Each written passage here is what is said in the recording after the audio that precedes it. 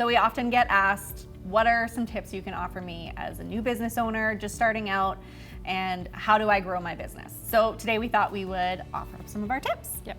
So I think what's really important as a business, as you're trying to grow, and even really as you're starting out, is to really understand what your strengths are and understand where You can outsource.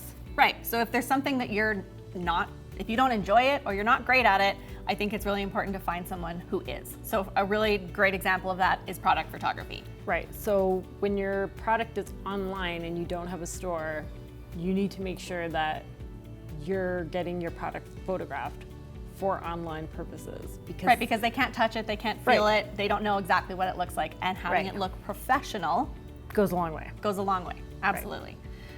So if you're really great at taking photos, then do them yourself. Right. But we weren't. We were not.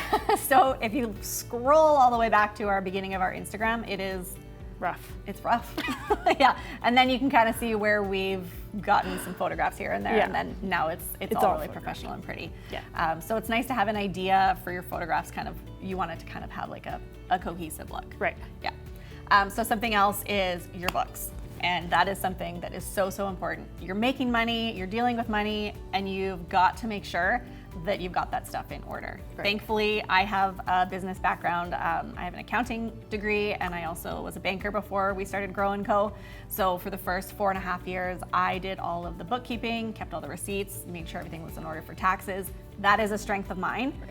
But at a certain point, it got too much. It did get too much, and so we outsourced it. Right. But if from the very beginning that's something that just totally stresses you out, you need to find someone who can help you with that. Whether it's just getting advice from an accountant or actually having an accountant do your stuff for you. So that, I think, is really, really important.